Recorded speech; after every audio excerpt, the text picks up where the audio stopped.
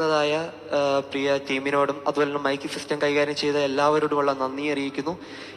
Live കൈകാര്യം ചെയ്യുന്ന പ്രിയ സഹോദരങ്ങളെല്ലാം നന്ദി അറിയിക്കുന്നു. ഏതെങ്കിലും വിട്ടുപോയിട്ടുണ്ടെങ്കിൽ ക്ഷമിക്കുക. ഇപ്പോൾ ഒരു അടിയനൊരു പാട്ട് പാടാൻ ആഗ്രഹിക്കുകയാണ്. ദൂരവായ സൂര്യചന്ദ്ര ഗോളവും കടന്നു ഞാൻ പോയിടും പ്രിയ നിത്യ കൂടെ വാഴുവാൻ.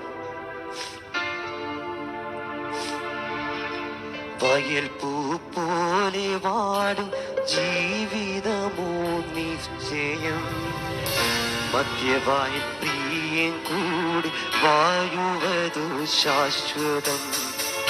വയൽ പൂ പോലെ വാടും ജീവിതമോ നിശ്ചയം, മധ്യവായ പ്രിയൻ കൂടി വാഴുവതു ശാശ്വതം. അന്നു കൊടക്കോടികളും തേജശീലൻ കാന്തനെ, അന്നു കൊടക്കോടികളും തേജശീലൻ കാന്തനെ കണ്ടു നിത്യവാസകാലം സ്തോത്രഗാനം പാടിടും. കണ്ടു നിത്യവാസകാലം സ്തോത്രഗാനം പാടിടും. ഗോളവും കടന്നു ഞാൻ നിത്യമായി വാഴുവാൻ. പുരവാനിൽ സൂര്യചന്ദ്ര ഗോളവും കടന്നു ഞാൻ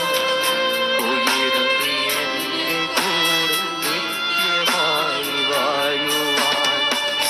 ഇന്നലെ ഞാനൊന്നു മല്ലി മഞ്ഞിലെന്റെ പ്രിയനേ, ഇന്നലെ ഞാനൊന്നു മണ്ണിലെന്റെ പ്രിയനേ, എങ്കിലും കരുതിയെ കൺമണി പോൽ കാത്തവൻ, എങ്കിലും കരുതിയെ കൺമണി പോൽ കാത്തവൻ.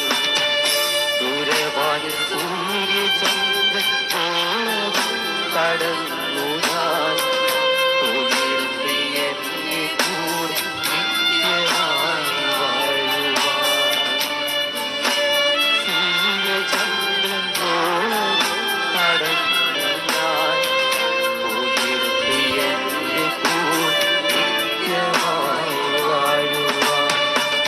കഴിഞ്ഞ ബുധനാഴ്ച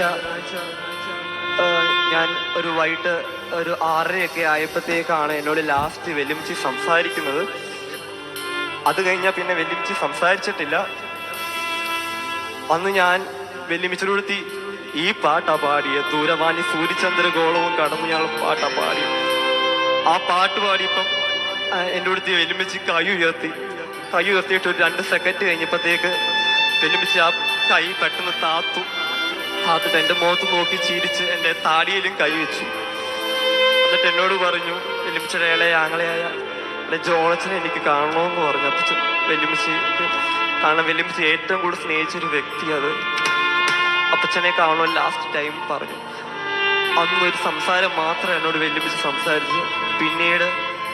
പിന്നെ ക്ഷീണാവസ്ഥ വരുന്നത് വെള്ളിയാഴ്ച ദിവസങ്ങളിലാണ്. അതുവരെ വെല്ലുമിച്ചി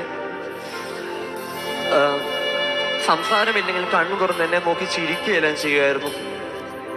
അതുപോലെ തന്നെ രാവിലെ എന്നും കുളിപ്പിക്കാൻ ചെല്ലുമ്പോഴത്തേക്ക് വെല്ലുമിച്ചി എന്നോട് പറയും, എൻ്റെ മോൻ ഇത്രയും വയസ്സ് 10-24 വയസ്സായി, പക്ഷെ ഇപ്പോഴും എൻ്റെ മോൻ എന്നെ കുളിപ്പിക്കുന്ന കാണുമ്പോൾ സങ്കടമുണ്ട്.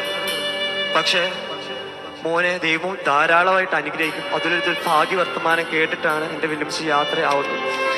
അതെല്ലാം മരിക്കുന്നതിന് 7 മാസം മുമ്പ് വെല്ലുമിച്ചി വഴിയിൽ വെച്ച് വീണായിരുന്നു. അപ്പം മുതലാണ് ചെറുതായിട്ടൊന്ന് ക്ഷീണം വന്നെങ്കിലും വലിയ ബുദ്ധിമുട്ടൊന്നും ഇല്ലായിരുന്നു. പക്ഷെ ഇതുവരെയായിട്ടും വെല്ലുമിച്ചിയുടെ സ്വഭാവത്തിന് വെല്ലുമിച്ചി ആർക്കും താക്കോൽ അങ്ങനെ കൊടുക്കാറില്ല. വെല്ലുമിച്ചി അലമാരയുടെ താക്കോല് ആ വീണ് കഴിഞ്ഞ് 1 മാസം കഴിഞ്ഞപ്പോഴത്തേക്ക് വെല്ലുമിച്ചി എൻ്റെ കൈ താക്കോല് തന്നു. നീ ഈ താക്കോല് കൈ പിടിക്കണമെന്ന് പറഞ്ഞു. എന്നിട്ട് അതിനകത്ത് കുറേ തുണി എന്നെ കാണിച്ചു. കാരണം വെല്ലുമിച്ചിക്ക് ഒരു ആഗ്രഹം ഉണ്ടായിരുന്നു.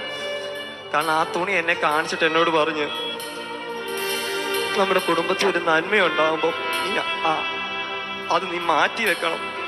അതൊരിക്കലും മരണം കഴിഞ്ഞാൽ അത് മാറ്റി എടുത്തു വെക്കാതിരിക്കരുത്. അത് നീ എടുത്ത് മാറ്റി വെക്കണം. അതിനാണ് ഞാൻ നിന്നെ ഈ താക്കോൽ ഞാൻ ഏൽപ്പിക്കുന്നു എന്നോട് വെല്ലുവിളിച്ച് പറഞ്ഞു. കാരണം വലിയമ്മച്ചിക്ക് അതിനൊരു ആഗ്രഹമായിരുന്നു.